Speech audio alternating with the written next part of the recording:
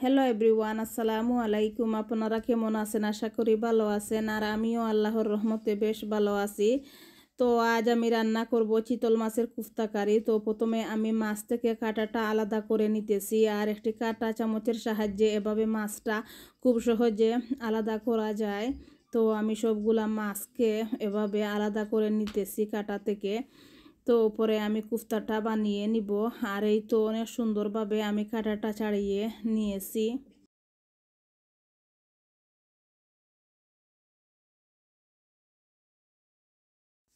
আর কাটা ছাড়িয়ে মাছগুলা একটা বউলে নিয়ে নিলাম। নিয়ে এখন আমি কিছু রসুন দিয়ে দিলাম, আর 2টা কাঁচামরিচকে কুচি করে কেটে দিয়ে দিয়েছি। আর আমি কিছু ধনেপাতা কুচি করে কেটে দিয়ে দিলাম, আর স্বাদ মতো লবণটা দিয়ে দিয়েছি। আর আমি গোলমরিচের গুঁড়া দিয়ে দিলাম, সামান্য পরিমাণ গোলমরিচের গুঁড়া দিয়ে দিয়েছি। আর এখন আমি গুঁড়া মশলাটুকুন দিয়ে দিতেছি, হলুদের গুঁড়া, ধনিয়ার গুঁড়া, জিরার গুঁড়া আর বলসটস কারি পাউডার দিয়ে দিয়েছি। আর লাল মরিচের গুঁড়া আর দেই নাই, লাল মরিচের গুঁড়া দেই নাই, জাল হয়ে যাবে সেজন্য আমি কাঁচা মরিচটাকে কুচি করে দিয়েছি। আর আমি একটু লেবুর রস দিয়ে দিলাম, আর আমি পেঁয়াজ দিয়ে দিয়েছি। আর আরও একটু লবণও দিয়ে দিয়েছি, লবণটা একটু কম হয়েছিল, পরে আমি একটু লবণও দিয়ে দিলাম। দিয়ে এখন আমি ভালোভাবে মাখিয়ে নিব। আর এই চিতল মাছের কুফতাটা আসলে খেতে খুবই ভালো লাগে। তো আমি সবগুলাকে এখন বানিয়ে নিতেছি কুফতাগুলা। তো এই তো আমি গুল গুল করে এগুলা বানিয়ে নিব।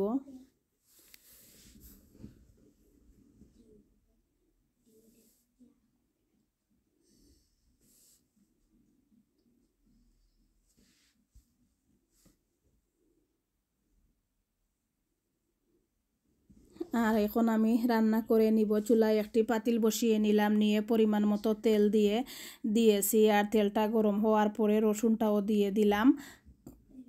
আর রসুনটাকে এখন ব্রাউন করে নিয়েছি। নিয়ে আমি পেঁয়াজকে কুচি করে কেটে দিয়ে দিলাম, আর 2টা টমেটো দিয়ে দিয়েছি। স্বাদ মতো লবণটা দিয়ে পেঁয়াজটাকে ভালোভাবে কষিয়ে নিব। আর পেঁয়াজটা কষানো হয়ে গিয়েছে, এখন আমি গুঁড়া মশলাটুকুন দিয়ে দিলাম, হলুদের গুঁড়া, ধনিয়ার গুঁড়া, মরিচের গুঁড়া, বলসটস কারি পাউডার, জিরা, ধনিয়া এগুলা দিয়ে আমি মশলাটাকে ভালোভাবে কষিয়ে নিয়েছি। আর মশলাটা যখন ভালোভাবে কষে গিয়েছে তখন আমি একটু কেচাপ দিয়ে দিলাম। আর কেচাপ দিলে আসলে খেতে খুবই ভালো লাগে এই তরকারিটা। তো কেচাপ দিয়ে আবারও আমি কষিয়ে নিয়েছি, একটু পানি দিয়ে ভালোভাবে কষিয়ে নিলাম। মশলাটা কষানো হয়ে গেছে, এখন আমি কুফতাটা দিয়ে দিলাম। আর কুফতাটা দিয়ে আমি কুফতাটাকে ভালোভাবে মশলার সঙ্গে কষিয়ে নিব। আর মশলাটা যত বেশি কষানো হয় কুফতাটা খেতে তত বেশি মজা হয়। তো মশলাটাকে ভালোভাবে কষিয়ে তো পরে আমি কুফতাটাও দিয়ে দিলাম। দিয়ে এখন আমি আবারও ভালোভাবে কষিয়ে নিব। তো ভালোভাবে কষানো হয়ে গেছে, এখন আমি জুলের পানিটাও দিয়ে দিলাম। আর জুলের পানিটা দিয়ে আমি আরও কিছুক্ষণ জাল করে নিয়েছি। আর জাল করা হয়ে গিয়েছে, এখন আমি কয়েকটা কাঁচামরিচ দিয়ে দিব আর ধনেপাতা কুচি দিয়ে দিব। তো রান্নাটি হয়ে যাবে।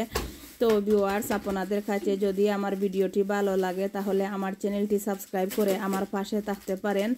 আর আপনারা যারা আমার চ্যানেলটি সাবস্ক্রাইব করেছেন আর আমার পাশে আছেন, আমাকে সাপোর্ট করতেছেন, সেজন্য আপনাদেরকে অসংখ্য অসংখ্য ধন্যবাদ।